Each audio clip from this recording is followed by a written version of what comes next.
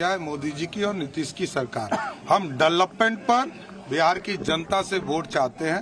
बिहार में जो बदलाव हुए, एक्सप्रेसवे बने, रोड बने, और आज यदि बिहार में सारे इंफ्रास्ट्रक्चर ठीक होने के बाद उद्योग लगने लगा, आज बिहार के जीडीपी में, जो लालू जी के राज में बिहार के जीडीपी में माइनस में इंडस्ट्री था, आज 23% हिस्सेदारी जीडीपी में इंडस्ट्री का है। इसलिए हम विकास के नाम पर वोट मांग रहे हैं। बिहार की जनता एक अच्छी सरकार नीतीश कुमार के नेतृत्व में और मोदी जी के नेतृत्व में।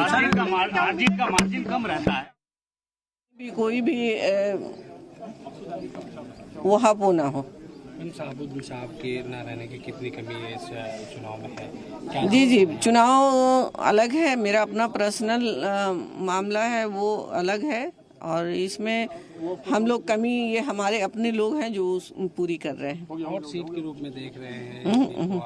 कोई हॉट सीट नहीं है। जो टारगेट कर रहे थे उनके नाम को नहीं, रहने दीजिए, वो उस पर कोई टिप्पणी नहीं करनी है। के बड़े नेता हैं और उन्होंने तमाम जो है जिन समाज के इतिहास बताए, उसको आप कैसे देख रहे हैं? जो तमाम आरोप लगे इस पे अब फ्री छोड़े, मैं मतदान करने आई हूँ जी।